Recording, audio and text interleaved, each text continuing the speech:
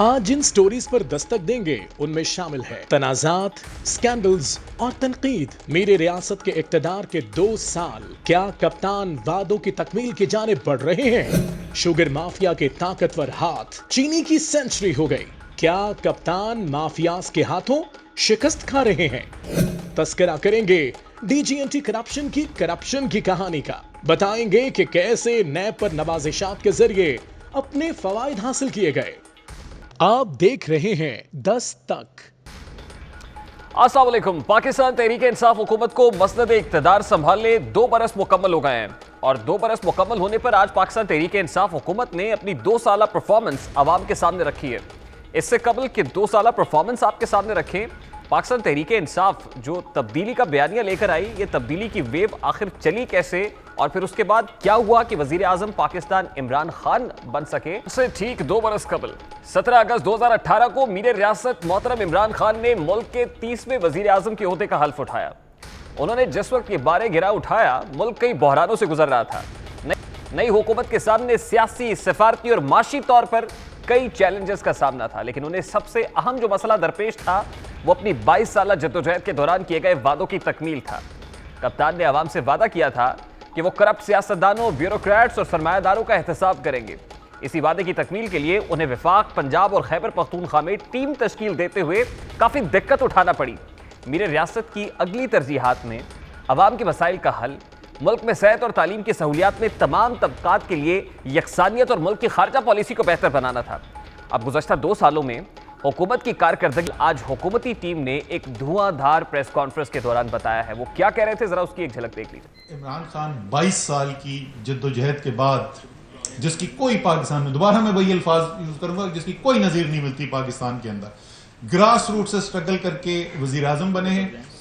उन्होंने सबसे बड़ा, जैसे डॉक्टर हफीज शेख साहब ने कहा कि पाकिस्तान का सबसे बड़ा एक्सटर्नल क्राइसिस का सामना किया जिस वक्त आए। उसके बाद भारत का चैलेंज कबूल किया जो बालाकोट के बाद सूरत हाल पैदा हुई। उसके बाद एक डिग्निटी, करेज और ग्रेस की कॉम्बिनेशन के साथ उस क्राइसिस को फेस किया, कोविड के क्राइसिस को फेस किया।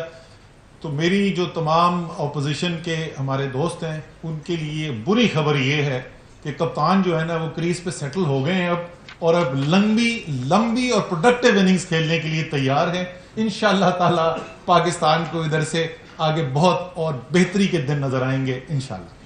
इस साल जो फर्टिलाइजर के 2 प्लांट हमने ऑपरेशनलाइज किए हैं, उनका जो वेरिएबल कंट्रीब्यूशन मार्जिन है वो 294 रुपए बैग से कम करके इस साल हम 186 रुपए बैग पे लेके आए हैं। यानी कि ये 30 से 35% की कमी, और इससे अरबों रुपए का हुकूमत पाकिस्तान को फायदा हुआ है। पाकिस्तान में पहली मरतबा शुगर कार्टेल के अगेंस्ट वजीर आजम ने नोटिस लिया, और इन कार्टेल्स के अगेंस्ट हमने ना सिर्फ नोटिस लिया, एक शुगर इंक्वायरी की रिपोर्ट बनी, मरतब हुई, और एक शुगर इंक्वायरी कमीशन सामने बैठा और उसने एक रिपोर्ट दी। हिंदुस्तान का जो नैरेटिव था, जिन्होंने पाकिस्तान और उनकी सेल्फ डिटर्मिनेशन की जो जद्दोजहद, उन्होंने उसको तशबीह दे दिया था दहशतगर्दी से। आज नैरेटिव चेंज हुआ है और आज उसको हक के खुद इरादियत का जद्दोजहद कहा जा रहा है। ये बहुत बड़ा शिफ्ट है। आपने देखा कि IMF के बोर्ड ने इसको सराहा। आपने देखा कि दुनिया के जो इन्वेस्टर्स हैं उन्होंने 188% इजाफा किया है फॉरेन इन्वेस्टमेंट में पाकिस्तान में।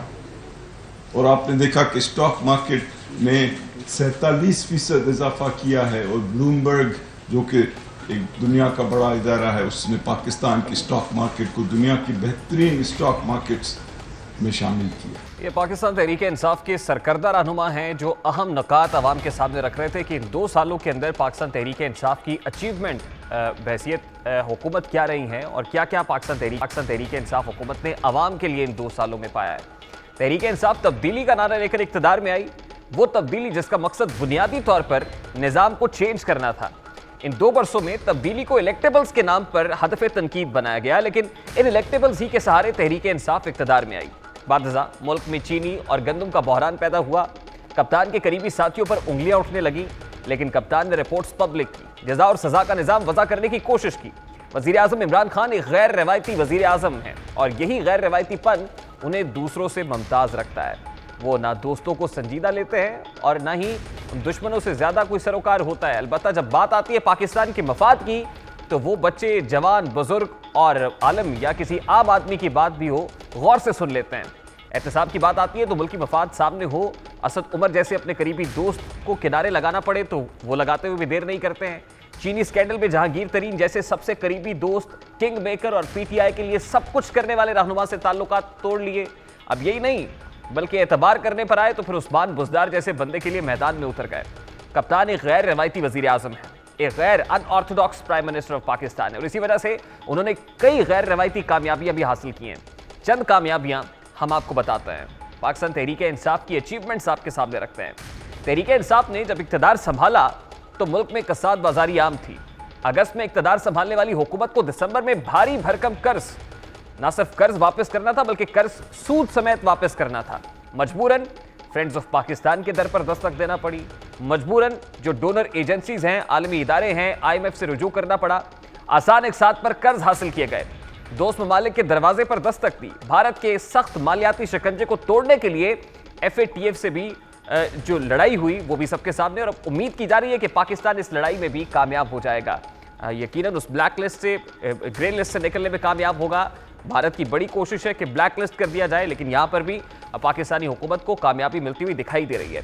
कोरोना के इतने बड़े बहरान में स्टॉक एक्सचेंज का मामला, आलमी मालियाती इदारे, मुल्की बरामदात और करंट अकाउंट डेफिसिट में एक इनकलाबी तब्दीली लाई गई है। कोरोना, टिड्डी दल, चीनी, आटा और पेट्रोलियम मसनूआत के बड़े बड़े बहराना का मुकाबला किया है, माफिया से टक्कर ली है। कप्तान ने बिजली के निजाम को बेहतर बनाने के लिए काम किए हैं। काबिल तजदीद तवानाई की जानिब एक कदम बढ़ाया है, जो रिन्यूएबल एनर्जी सोर्सेज है उसकी तरफ बढ़े हैं। मुल्क में नए डैम्स की तामीर का आगाज हुआ है।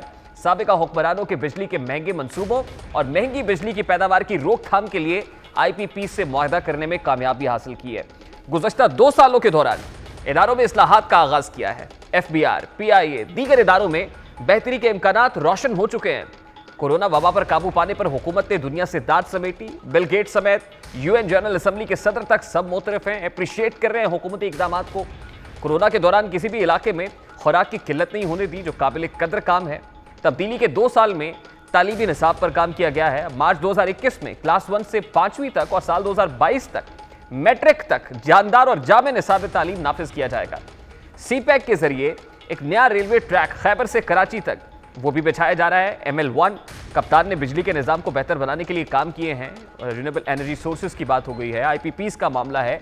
ये सब हुकूमत के मस्बत इक़दामात हैं, बेहतर इक़दामात हैं। दूसरी तरफ आम आदमी, एक कॉमनर जो परेशान दिखाई देता है, वो रोज़गार का मामला हो, वो घर की तामीर का मामला हो, क्योंकि हुकूमत इक़्तिदार में आने से पहले 1 करोड़ नौकरियों की बात करती रही, 50 लाख घरों की बात करती रही। उसके बाद कोरोना क्राइसिस आ गए, जो यकीनन सारी दुनिया को अपनी लपेट में ले लिया, और उसके बाद तमाम आलमी मईशत को जो है वो धचका पहुंचा, ठेस पहुंची। वहीं पाकिस्तान भी था, लेकिन पाकिस्तान के ऊपर अल्लाह ताला का खास करम भी रहा है, और पाकिस्तान तहरीक इंसाफ हुकूमत इस भंवर से निकलने में भी कामयाब हो गई है। अगर खारजा महाज की बात की जाए तो भारत को दुनिया भर में फासिस्ट रियासत के तौर पर साबित करने और पड़ोसियों से महरूम करने में अहम किरदार अदा किया। जो भारत कर रहा था उसको ना सिर्फ बर्मला, उसको वाशगाफ अल्फाज के अंदर बयान किया है, बल्कि सारी दुनिया के सामने रखा है कि मोदी सरकार का इस वक्त जो चेहरा है वो क्या है और असल में करना क्या चाहते हैं। वज़ीर आज़म इमरान खान की ज़ाती काविशें रंग लाई हैं, और आज बांग्लादेश हो, ईरान हो, अफगानिस्तान हो, नेपाल हो, चीन हो,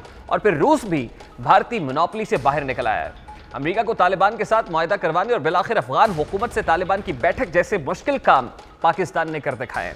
जो पाकिस्तान 2017 में तन्हा खड़ा दिखाई देता था, आज सऊदीया, तुर्की, ईरान और अमेरिका भी पाकिस्तान की तरफ देख रहे हैं।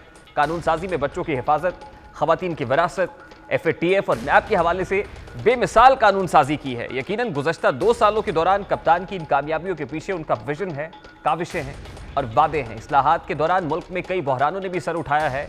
मुल्क की मईशत नीचे गई, कर्जों का बोझ बढ़ा, इदारों में इस्लाहात के दौरान मज़ामत के नतीजे में कई मसाइल भी पैदा हुए, लेकिन अब पाकिस्तान एक दुरुस्त रास्ते की जानिब चल पड़ा है। एक मंजिल का तयन होता हुआ दिखाई दे रहा है। नई मंजिलें वतन अजीज़ का इस्तकबाल करने को तैयार दिखाई दे रही हैं। यूँ महसूस हो रहा है कि मुल्क से मायूसी के बादल छट रहे हैं। लेकिन अब सवाल पैदा होता है कि क्या मीर रियासत इन 2 सालों में जो मेहनत के असरात हैं, सबरात हैं, कौम तक मुंतकिल कर पाएंगे? क्या अब आवाम की मुश्किलात कम हो पाएंगी? क्या मीर रियासत माजी की गलतियों से सबक सीख पाएंगे? क्या कप्तान अब अपनी टीम में चेहरे बदलने की बजाय बेहतरीन बात करेंगे? ये बहुत सारे सवाल हैं, और ऐसे में जहां पाकिस्तान तहरीक इंसाफ हुकूमत अपनी कामयाबियां गिनवा रही है, पब्लिक के सामने रख रही है, ऑपोजिशन क्या सोच रही है? क्या वो भी इत्मीनान का इजहार करती है इस परफॉर्मेंस के ऊपर? इस पर बात करने के लिए ऑपोजिशन की सबसे बड़ी जमात पाकिस्तान मुस्लिम लीग नून के सीनियर रहनुमा मियां जावेद लतीफ हमारे साथ मौजूद हैं। बहुत बहुत शुक्रिया मियां जावेद लतीफ साहब आपके वक्त के लिए। सबसे पहले तो ये कहिएगा कि पाकिस्तान तहरीक इंसाफ ने 2 साल मुकम्मल होने पर हुकूमत की परफॉर्मेंस अवाम के सामने रख दी है। क्या आप हुकूमत की कारकर्दगी से मुतमईन है? अगर नहीं तो फिर वजह क्या है अदम इत्मीनान की मियां साहब? नहीं, देखें 7 सालों में इनकी कारकर्दगी पूछना पड़ेगी आपको। ये 2 साल तो हो गए वफाक में, 5 साल इन्होंने खैबर पख्तूनख्वा में भी हुकूमत की है। तो इन 7 सालों में अपना कोई कारनामा बताते स्वाए वो BRT के, अगर वो कारनामा इनका पूरे 7 सालों में, तो उसका जो BRT का हाल है और जो उसकी प्राइस और उसकी ये दावा करते थे कि हम इसको 30-35 अरब में बनाएंगे और आज देखें वो 70-80 अरब पे पहुंच गया। तो ये मनसूबा है, ये है उनकी नाकस कारकर्दगी। मियां साहब, वो हुकूमत जिसको तबाहाल मईशत विरसे में मिली, जहाँ कसाद बाजारी थी, जहाँ पर कर्जों में डूबी हुई मईशत थी, आज असद उमर साहब ने कहा कि कप्तान क्योंकि पिच पर अब डट कर खड़े हैं, इस वजह से ऑपोजिशन जो है बड़ी खाइफ दिखाई दे रही है। और तरसीलात ज़र के हवाले से बात हुई, गैस इंफ्रास्ट्रक्चर डेवलपमेंट सेस के हवाले से बात हुई, करंट अकाउंट डेफिसिट कम होने की बात हुई। तो ये सब हुकूमत की कामयाबी नहीं है मियां साहब? अगर फिर आप इसको लेना चाहते हो ना, तो फिर मैं ये सुन लें कि 2013 में हम लोग आए, 2013 में अंधेरे थे, लोड शेडिंग थी पाकिस्तान के अंदर दहशतगर्दी थी, पाकिस्तान के बंद थे कारखाने, रोजगार नहीं था लोगों को। जब हम आए तो हमने सबसे पहले कराची समेत पूरे पाकिस्तान में अमन के लिए दहशतगर्दी के खिलाफ ऑपरेशन किया, अमन लाए शुरू हुए। लेकिन मियां साहब, अभी बहुत बड़ी डेवलपमेंट जो पाकिस्तान तहरीक इंसाफ दौर के अंदर हुई है, मेरा ख्याल है वो काबिल सताइश है। वो IPPs के साथ मुआहिदों को रिविजिट किया जा रहा है। वो IPPs जिन्होंने गर्दिशी कर्जों के अंदर मुल्क को डुबो दिया था, सर्कुलर डेट बढ़ता चला जा रहा था। एक अंदाजा था कि 2025 तक ये सर्कुलर डेट बढ़कर 4000 अरब तक पहुंच जाएगा। अगर IPPs के साथ मुआहिदे दोबारा हो रहे हैं तो this is something very positive sir. नहीं, एक सेकंड वो सुन लें। मैं आपकी खिदमत में ये गुजारिश करने की कोशिश कर रहा हूँ कि पहले तो आप 2013 का और 2018 का मुआवजना ही करना मुनासिब नहीं है, इसलिए कि हमें जैसे हालात मिले। और मुझे ये बताएं, गैस बिजली के बगैर कोई कारखाना चल सकता है? और पाकिस्तान के अंदर से जिस तरह लोग शिफ्ट हो रहे थे दूसरे ममालिक में, ये एक हकीकत है जो सब जानते हैं। अब आ जाएं जो IPPs की आप बात कर रहे हैं, जैसे हालात में जिस तरह उस वक्त की हुकूमत ने इनसे डील किया, क्या आज वो हालात हैं? तो इसका एक जवाब पाकिस्तान तहरीक इंसाफ हुकूमत के पास है। वो जवाब ये है कि पाकिस्तान तहरीक इंसाफ हुकूमत की असल जंग माफियाज के साथ है। वो माफियाज जो बड़े डीपली रूटेड हैं, वो माफियाज जिन्होंने जन्म लिया है साबिका अदवार के अंदर, साबिका हुकूमतों में, तो उनके साथ क्योंकि फाइट कर रही है PTI, इसलिए ये चैलेंज दरपेश है कि पेट्रोल वालों से लड़ते हैं, पेट्रोल महंगा हो जाता है, चीनी वालों से लड़ते हैं, चीनी महंगी कर दी जाती है, आटे वालों से लड़ते हैं तो आटे का बहरान आ जाता है और आटा महंगा कर दिया जाता है। इसका तो बड़ा सिंपल आंसर है उनके पास। नहीं, वो जवाब तो उनके पास बहुत है। उन्होंने तो पूरी पाकिस्तानी कौम को जवाब दे दिया है कि रुलाएंगे आपको। रो रही है पूरी पाकिस्तानी कौम। आप मुझे ये बताएं कि मां सवाए इन्होंने जो 2 साल के अंदर इनकी कारकर्दगी है, वो ये है कि लोगों से इंतकाम लिया है, इंडस्ट्रियलिस्ट से इंतकाम लिया है, ताजर से इंतकाम लिया है, सनतकारों से इंतकाम लिया है, अपोजिशन से इंतकाम लिया है। इसके अलावा मुझे ये बताएं कि कोई एक कारनामा जिससे आप ये कह सकें कि ये PTI का फख्र है इस मंसूबे। और जहां तक अच्छा चले मियां साहब, एक काम करते हैं, हम 2014 की ऑपोजिशन का मवाजना 2020 की ऑपोजिशन से करते हैं। चलिए हुकूमतों का तकाबली जायजा नहीं लेते, ऑपोजिशन का तकाबली जायजा लेते हैं। मैं देखता हूं कि 2014 की जो ऑपोजिशन थी बड़ी तगड़ी थी। 2014 में बड़ा टफ टाइम दे रहे थे वो गवर्नमेंट को। 2015 के अंदर फिर आपने धरने देखे, जैसे एक सीरीज शुरू हो गई।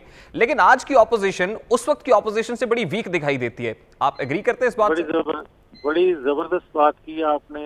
फिर मैं जो कह रहा था, मेरे आपके सवाल का जवाब आपने खुद दे दिया कि हम वो नहीं कर रहे जो धरने उस वक्त हो रहे थे और CPAC हम लेकर आ रहे थे। हम वो नहीं कर रहे कि हम कहते हैं कि हुंडी के जरिए पैसा भिजवाएं। हम ये नहीं कह रहे कि हुकूमत वक्त को टैक्स ना दे। हम ये नहीं कह रहे कि बिल जला दो। हुंडी के जरिए तो पैसा आ ही नहीं रहा, इसलिए तो तरसीलात ज़र बढ़ रही है मियां साहब। तो फिर मेरी आज सुन लेना, ये किसके दौर में ऐसा हुआ?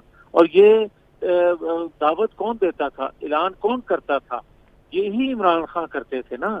मैं तो नहीं कह रहा, मैं तो पुलिस वैन से लोगों को नहीं छुड़वा रहा जबरदस्ती। तो मियां साहब आगे बढ़ के ऑपोजिशन की परफॉर्मस पे बात करना चाह रहा हूँ ना। ऑपोजिशन की परफॉर्मेंस क्या है अब तक की, और ऑपोजिशन कैसे छुटकारा दिलाएगी आवाम को फिर इन मुश्किल हालात से? देखें पहली बात तो ये है कि 2 साल हमने इस चीज का इंतजार किया कि कोई ये ना कहे कि अगर इनको वक्त दिया जाता तो ये शायद दूध की नहरें बहा देते। कह रहे कि एपीसी अगले चंद दिन में होने जा रही है। मेरा बड़ा सादा सा सवाल है, चंद दिन में आपको एपीसी की डेट का इल्म हो जाएगा, मैं ये कह रहा हूँ। ठीक है, अब मुझे ये बताइएगा सर, एपीसी अगर होती है तो पाकिस्तान मुस्लिम लीग नून की जानिब से मरियम नवाज साहिबा उसमें शिरकत करेंगी या शहबाज शरीफ साहब जाएंगे? जिसकी ड्यूटी मियां नवाज शरीफ लगाएंगे। मरियम साहिबा जाएंगी फिर? मैं कहता हूँ जिसकी ड्यूटी नवाज शरीफ पार्टी लगाएगी वो जाएगा। देखिए, खबरें तो ये आ रही थी कि मौलाना फजलुर रहमान से राब्ता हुआ है नवाज शरीफ साहब का। उन्होंने कानून साजी के मामले पे भी बरमला कहा था कि हुकूमत का साथ नहीं देंगे। उसके बाद शहबाज शरीफ साहब को on the floor of the house जो है माजरत करना पड़ती है मौलाना फजलुर रहमान से। तो ऐसे हालात के अंदर आपको क्या लगता है जो मियां नवाज शरीफ साहब की पॉलिसी है उसको बेहतर तौर पर आगे लेकर कौन चल सकता है सर? देखिए, मैं एक आपको बता दूं, शरीफ फैमिली में लोगों की गलतफहमी है कि कोई इख्तलाफ है, मुख्तलिफ राय देते हैं सब लोग जमात के अंदर, मगर हतमी फैसला नवाज शरीफ का होता है। और जब वो हतमी फैसला कर लेते हैं फिर किसी की कोई राय नहीं रह जाती, बल्कि फैसला जो होता है उसको फॉलो करते हैं सब लोग। अब हतमी फैसला क्या है मियां साहब? हतमी फैसला आ गया है पाकिस्तान मुस्लिम लीग नून का? हतमी फैसला ये है कि हम एपीसी में एक रोल अदा करने जा रहे हैं और वो मरकजी रोल होगा जो हमारे ऊपर जिम्मेवारी है कौम की तरफ से, जो आज कौम जिस भंवर में फंसी हुई है इससे निकालने के लिए हिस्सा बकदरे जुस्सा, क्योंकि हम पाकिस्तान की सबसे बड़ी जमात हैं, उसी लिहाज से हम पर जिम्मेदारी भी आयद होती है, वो हम अदा करें। अच्छा, ये सब क्विकली बता दीजिएगा कि भंवर में फंसी आवाम को निकालने का तरीका मुस्लिम लीग नून जो सबसे बड़ी ऑपोजिशन जमात है इस वक्त, उसके पास क्या है? देखिए, बात सीधी सी है कि आईनी कानूनी तरीके से तो इस हुकूमत को हटाया नहीं जा सका, और ना ही ये हल है कि आप इन हाउस तब्दीली ला के फ्रेश मैंडेट के बगैर ना लोगों का एतमाद बहाल होगा और ना लोग आज जिस तरह फ्रस्ट्रेट हैं इनको मुतमिन किया जा सकेगा। आप देखें, कराची हो, लाहौर हो, इस्लामाबाद हो, खुद से लोग कोई आटे के लिए एहतजाज कर रहा है, कोई चीनी पर एहतजाज कर रहा है। तो मैं समझता हूँ और हुकूमत मुस्लिम लीग भी ये बात समझती है कि लोग खुद से अगर बाहर निकल आए तो पाकिस्तान को ज्यादा नुकसान होगा। इसलिए मुस्लिम लीग रोड पे अवाम की रहनुमाई के लिए इसको तरजीह दे रही है और यही एक रास्ता है नए इंतखाबात का। बिल्कुल ठीक है, बहुत बहुत शुक्रिया मियां जावेद लतीफ़ साहब आपके वक्त के लिए। पाकिस्तान मुस्लिम लीग नून के सीनियर रहनुमा मियां जावेद लतीफ़ हमारे साथ मौजूद थे। हमने सुनी एक ब्रेक लेनी है, ब्रेक के बाद जब वापस आएंगे तो चीनी आम आदमी की पहुंच से दूर होती चली जा रही है और चीनी ने सेंचुरी मुकम्मल कर ली है। क्या वजह है, इसको पर क्यों लगे हुए हैं? डॉलर जिस तरह से बढ़ता है उसी तरह से चीनी बढ़ती चली जा रही है। इस मामले को उठाएंगे इस ब्रेक के बाद। हमारे साथ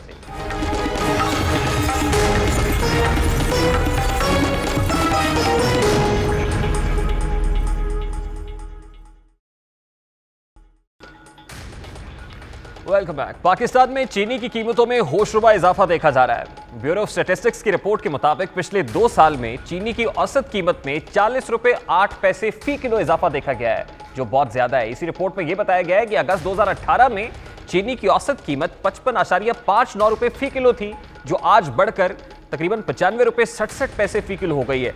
बल्कि कुछ जगहों पर तो चीनी सेंचुरी मुकम्मल करती हुई दिखाई दे रही है। चीनी की कीमतों में इजाफे के खिलाफ कराची से खैबर गवादर से बल्तिस्तान तक सारा पाकिस्तान सरापा एहतजाज है। अवाम ने महंगाई का जिम्मेदार हुकूमत को करार दे दिया है। अब चीनी की बढ़ती हुई कीमतों पर पब्लिक रिएक्शन क्या है, सबसे पहले उसकी एक झलक आपको दिखाते हैं। विल पावर आपके पास है, आप फिर नहीं रोक सक रहे हैं इसको, तो फिर इसका मकसद है कि लाइन माफिया, चीनी माफिया, शुगर माफिया, ये सारे एक इसमें जो ना इन्वॉल्व हैं। क्योंकि आप देखें ना कि आज 100 रुपए किलो, जब से ये आया है इतनी महंगाई कर दी है इसने, चीनी 100 रुपए किलो कर दी है, हर चीज़ महंगी है। हुकूमत अगर चाहे तो सारी चीज़ें कंट्रोल हो सकती हैं, आम आदमी का जीना बहुत ज़्यादा मुश्किल हो। आवाम जो है वो हर एक के पीछे लग जाते हैं, उनको वोट्स दे देते हैं, उनके वादों में आ जाते हैं लेकिन ये जो माफिया है ये हर गवर्नमेंट में अपनी जो है जगह बना लेती है, उनको ऊपर असरअंदाज होती है और उनको चलने नहीं देती। चीनी की बढ़ती हुई कीमत जो है ना, ये एक माफिया है जिसको कंट्रोल करना हुकूमत के बस में नहीं है, क्योंकि ये माफिया हुकूमत के अंदर से ही बनता है और हुकूमत के अंदर ही चलाने वाले लोग बैठे हुए हैं। चीनी महंगी हुई, हर चीज़ महंगी कर दी है, इन्हें तबाही कर दिया पूरे पाकिस्तान की आ गई। मैं इसका वोटर हूँ, लेकिन आप इसका वोटर नहीं हूँ भाई। सिर्फ चीनी तो नहीं है ना, आप देखिए यहाँ पे जहाँ पे हाथ डालोगे वहाँ पे माफिया निकल आए। ये हुकूमत जब आई थी तो चीनी कितने रुपए आप खुद बताएं, तकरीबन को यही लगभग 70 रुपए किलो थी, पहुंची 110 पे। तहरीक इंसाफ की हुकूमत ने चीनी के बहरान पर एक इंक्वायरी बैठाई थी, जिसकी रिपोर्ट में चीनी के बहरान की तमाम तर जिम्मेदारी रेगुलेटर पर डाली गई थी। वज़ीर-ए-आज़म के मुशीर शहजाद अकबर ने बताया था कि रेगुलेटर की गफलत के बायस चीनी बहरान पैदा हुआ और कीमतें बढ़ी हैं। 5 साल में 29 अरब रुपए की सब्सिडी दी गई है। रिपोर्ट में साफ नजर आ रहा है कि एक कारोबारी तबके से निजाम को मफलूज करके बोझ अवाम पर डाला जा रहा है। एक कारोबारी तबका है जिसका वेस्टेड इंटरेस्ट है, सारे का सारा बेनिफिट उसको पहुंच रहा है, अवाम दबी हुई है। इस रिपोर्ट के खिलाफ सिंध के 20 से जायद शुगर मिल्स मालिकान ने शुगर इंक्वायरी कमीशन की तश्कील और फिर रिपोर्ट को हाई कोर्ट में चैलेंज किया था, जिसका फैसला सुनाते हुए कल सिंध हाई कोर्ट ने इंक्वायरी रिपोर्ट को कलअदम करार दे दिया और नैब, FIA, FBR और दीगर इदारों को चीनी की किल्लत से मुताल्लिक दोबारा तहकीकात का हुक्म दे दिया गया। दूसरी तरफ आज इस्लामाबाद हाई कोर्ट ने चीनी इंक्वायरी कमीशन की तश्कील के खिलाफ और रिपोर्ट कलअदम करार देने की पाकिस्तान शुगर मिल्स एसोसिएशन की इंट्रा कोर्ट अपील मुस्तरद कर दी है। अदालत ने चीनी इंक्वायरी रिपोर्ट कानून के मुताबिक करार देते हुए चीनी बहरान के जिम्मेदारों के खिलाफ कार्रवाई जारी रखने की हिदायत की है। यानी 2 कोर्ट्स की तरफ से 2 मुख्तलिफ डिसीजन सामने आ रहे हैं। अब सवाल यह जन्म लेता है कि हुकूमत रेगुलेटर्स को बहरान का जिम्मेदार ठहराती है, शुगर मिल मालिकान रेगुलेटर्स की तरफदारी में अदालत में चले जाते हैं। अब आखिर इस बहरान का जिम्मेदार कौन है? अगर माफिया है तो इसे हुकूमत को डिक्टेट कर सकता है। अगर माफिया किरदार अदा कर रहा है मौजूदा हुकूमत और रियासत पाकिस्तान के लिए, फिर लम्हा फिक्रिया है। अब क्या मामला है, असल में इसका जिम्मेदार कौन है, कीमतें क्यों बढ़ रही हैं, इस पर बात करने के लिए इस वक्त चौधरी अकरम साहब हमारे साथ स्टूडियोज में मौजूद हैं। बहुत बहुत शुक्रिया चौधरी साहब आपके वक्त के लिए। सबसे पहले तो मुझे ये बताइएगा कि आपने एक कॉलम लिखा और इस कॉलम का उन्वान, ये कॉलम क्योंकि मेरे हाथ में है, इसका उन्वान है कि PTI कारकुनान को सलाम, क्या चीनी 120 रुपए होने वाली है? ये सवाल आपने उठाया और उसके बाद चीनी को कम से कम 110 रुपए होते हुए तो सब देख रहे हैं। एक कॉलम आपने 9 मई 2019 को लिखा था, ये जो करंट कॉलम है ये 26 जुलाई का, इससे पहले 9 मई को लिखा था। आपने लिखा था कि चीनी कम नहीं होगी, गंदम कम हो जाएगी, और फिर यही हुआ, गंदम कम हो गई। तो सबसे पहले तो मुझे ये बताएं कि ये जो आप फोर्सी कर रहे थे कि चीनी 120 रुपए तक पहुंचने वाली है, 110 होती हुई तो देख रहे हैं, क्या 120 हो जाएगी? और फिर ये क्यों हो रही है? क्योंकि जब आप गवर्नमेंट में थे आपने कहा था ये होगा, वो हो गया। अभी आप बाहर हैं, लेकिन आप, मेरा ख्याल है कि इतने रिसोर्सफुल तो है कि आपको पता है कि क्या होने वाला है और क्यों हो रहा है। आपसे बेहतर कोई कमेंट नहीं कर सकता, बताइए चौधरी साहब। बिस्मिल्लाहिर्रहमानिर्रहीम। एक तो रेहान जी, कोई रॉकेट साइंस नहीं है। डिमांड और सप्लाई का मैकेनिज़्म ऐसा है जिसे हुकूमतों को समझने की ज़रूरत है। अगर हुकूमतें उसे नहीं समझेंगी तो उन्हें इस तरह का क्राइसिस रोज़ाना फेस करना पड़ेगा। ये इतनी शानदार गुड गवर्नेंस है कि हम आज से 6 माह पहले चीनी एक्सपोर्ट करने की इजाज़त देते हैं। हमने 7 लाख टन चीनी, आपने 11 लाख टन की इजाज़त दी, 6 या 7 लाख टन चीनी एक्सपोर्ट हो सकी, और आज आप 3 लाख टन चीनी इंपोर्ट कर रहे हैं। ये फैसला करना अब इक़्तिदार के मालिकों का काम है। लेकिन अभी तक ये फैसला नहीं हुआ कि हम चीनी इंपोर्ट करने जा रहे हैं। चीनी इंपोर्ट कर रहे हैं, अब वो चीनी इंपोर्ट कर रहे हैं, डबल क्वांटिटी के अंदर हमने एक्सपोर्ट कर दी जी, उससे हाफ क्वांटिटी जी अब इंपोर्ट करने जा रहे हैं। सितंबर में पहला जहाज लग रहा है। ये बहुत स्ट्रेंज बात है चौधरी साहब। आपने अपने कॉलम में लिखा हुआ है पाकिस्तान में 15,74,200 टन चीनी मौजूद है और पाकिस्तान की जरूरत 5.5 लाख टन माहाना है। ये आप जुलाई में कह रहे थे। बिल्कुल ठीक है, 25 जुलाई तक का गवर्नमेंट ऑफ पाकिस्तान का डाटा है ये। ठीक है, नवंबर के फर्स्ट वीक में क्रशिंग सीजन शुरू होता है, उससे पहले 3 महीने अगर 5 लाख टन से कुछ जायद चीनी हर महीने इस्तेमाल हो रही है तो हर जी शऊर को पता चल जाएगा कि यूटिलाइज हो जाएगी, चीनी स्टॉक खत्म हो जाएगा, ये कंज्यूम हो जाएगी, खत्म हो जाएगी। इस वक्त मार्केट ड्राई हो चुकी है, चीनी मौजूद नहीं है। इस वक्त भी चीनी का प्रॉब्लम जो है डिमांड और सप्लाई का मैकेनिज्म है। हम बदकिस्मत तरीन कौम हैं कि हम मुश्किल हालात में कभी अपनी कौम के साथ खड़े नहीं होते। इसमें मैं इक़्तिदार वालों का ही कसूर नहीं कहूँगा, मिन हैसुल कौम भी हम बेईमान हैं। नहीं, कौम क्या करे सर? कौम क्या करे? कौम को बताया जाता है कि 70 रुपए किलो मिलेगी चीनी, BC रेट आ जाता है। हम रेट की बात नहीं कर रहे, ज़ख़ीरा अंदोज़ी की इजाज़त तो नहीं दी जा सकती। बिल्कुल नहीं दी जा सकती। आज भी ये हो रहा है कि जिसको 100 किलो चीनी चाहिए उसे 60 किलो या 70 किलो पर पुश किया जा रहा है। अच्छा, कौम से मुराद शुगर मिल्स मालिकान तो नहीं आपकी? सारे ही हैं, हम भी हैं, मैं भी शामिल हूं। इस वक्त जो पब्लिक सेंटिमेंट है ना, जो अवामी तासुर है, वो ये है कि गवर्नमेंट नहीं कर रही, क्योंकि गवर्नमेंट की बैड गवर्नेंस की आपने बात की, पब्लिक कहती गवर्नमेंट नहीं कर रही, माफियाज कर रहे हैं, जो माफियाज गवर्नमेंट से कंट्रोल नहीं हो रहा है। माफियाज तो हर दौर में होते हैं, उनको मेंटेन करना, मैनेज करना, उनको कंट्रोल करना, उनसे अपनी मर्जी के नताइज लेना, ये गुड गवर्नेंस का नतीजा होता है। अगर आप गुड गवर्नेंस के नतीजे में उन्हें कंट्रोल कर लेते हैं तो माफिया नज़र नहीं आते। अगर आप बैड गवर्नेंस के ज़रिए उनको खुली छूट दे देते हैं तो वो 10 रुपये की चीज़ 100 रुपये की कर देते। प्रॉब्लम कहाँ पे आती है? मेरे नज़दीक चीनी 100 रुपये भी अगर है और 100 रुपये लोगों को मिल रही हो तो ये महंगी तो हो सकती है, लेकिन उसका मिलना जो है वो शायद उससे ज़्यादा अहम है। क्योंकि अगर आप थोड़ा सा डिफरेंशिएट कर लें रियलिटी को, जो कंज्यूमर है हमारी मार्केट का, जो हमारे घरेलू सार्फिन हैं, वो पाकिस्तान की 27 या 28% चीनी को कंज्यूम करते हैं। 70 या 72% मैन्युफैक्चरिंग जो है उनके प्रोजेक्ट्स में जाती है। और मैन्युफैक्चरिंग के प्रोजेक्ट्स जो होते हैं, बदकिस्मती की बात है कोई इसे नोट नहीं करता, उनको तो शायद फ़र्क नहीं पड़ता कि अगर वो चीनी 70 रुपये लेते हैं और 1000 रुपये उन्हें ज़्यादा कॉस्ट पड़ जाती है, तो क्योंकि उनके मुनाफे ऑलरेडी बिल्ट इन प्रोडक्ट होते हैं और वो उसके साथ चल रहे होते हैं।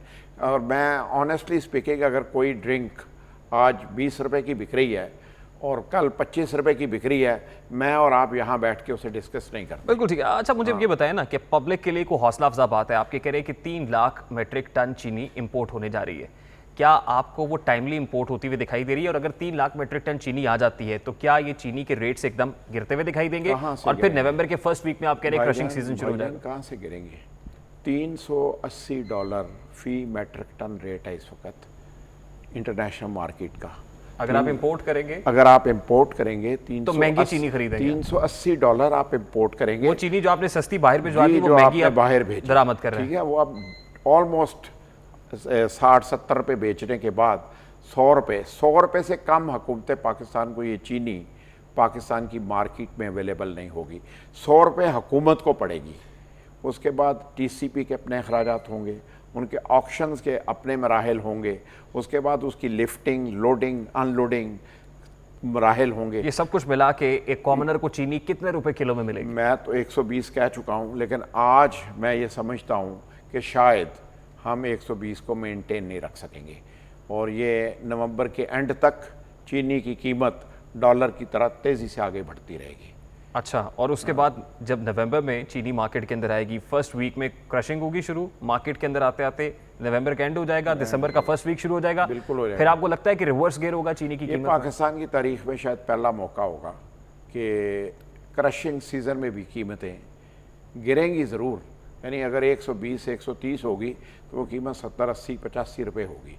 80-85 रुपये से नीचे चीनी नहीं आएगी। ये मुमकिन नहीं है किसी भी सूरत। इस वक्त केसेस चल रहे हैं, एक सिंध हाई कोर्ट के अंदर केस है, एक इस्लामाबाद हाई कोर्ट के अंदर है जो शुगर मिल्स मालिकान के खिलाफ है और शुगर मिलर्स उसमें इन्वॉल्व है। इंक्वायरी के लिए है ना।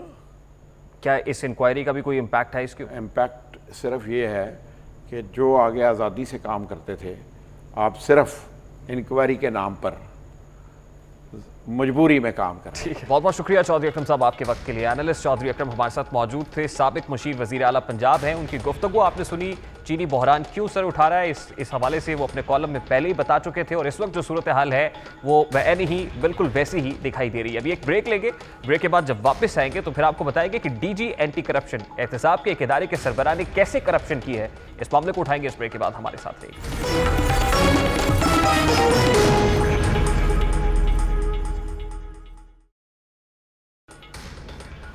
Welcome back. नैब लाहौर ने director general anti corruption Punjab Gohar Nafees के खिलाफ तहकीकात शुरू कर दी हैं। उन पर आमदन से जायद असासे बनाने का इल्जाम है और इत्तलात के मुताबिक नैब का कंप्लेंट वेरिफिकेशन सेल इस सिलसिले में इब्तदाई मालूमात इकट्ठी कर रहा है।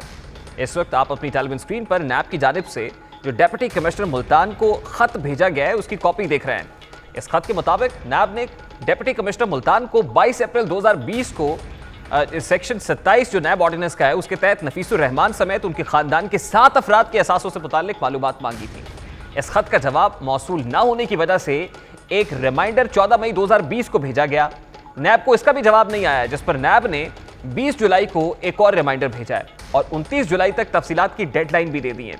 अब इत्तलात के मुताबिक डीजी एंटी करप्शन ने हाल ही में अहमद सुहेल को डायरेक्टर एंटी करप्शन लाहौर लगाया है, जो मुबैना तौर पर नैब के एक बड़े अफसर, बल्कि यूं कहिए कि चेयरमैन नैब के रिश्तेदार हैं, उनका बराह रास्त ताल्लुक चेयरमैन नैब से है। एंटी करप्शन जराये का यह भी कहना है कि गौहर नफीस को उनकी ईमानदारी और बेबाकी पर ताकतवर हलकों की जानिब से नैब में घसीटा जा रहा है। ये वो वर्जन है जो एंटी करप्शन एस्टैब्लिशमेंट में है। अब इस मामले के पीछे क्या है, असल हकायक क्या है, ये जानेंगे इस वक्त हमारे रिपोर्टर सऊद बट हमारे साथ मौजूद है। बहुत बहुत शुक्रिया सऊद आपके वक्त के लिए। सबसे पहले मुझे ये बताइएगा कि डीजी एंटी करप्शन एस्टैब्लिशमेंट नैब के नरगे में दिखाई दे रहे हैं। आपने ये स्टोरी दी, ये खबर फाइल की, असल में ये स्टोरी है क्या, बिहाइंड द कर्टन क्या चल रहा है, डीजी एंटी करप्शन के ऊपर क्या इल्जामात है?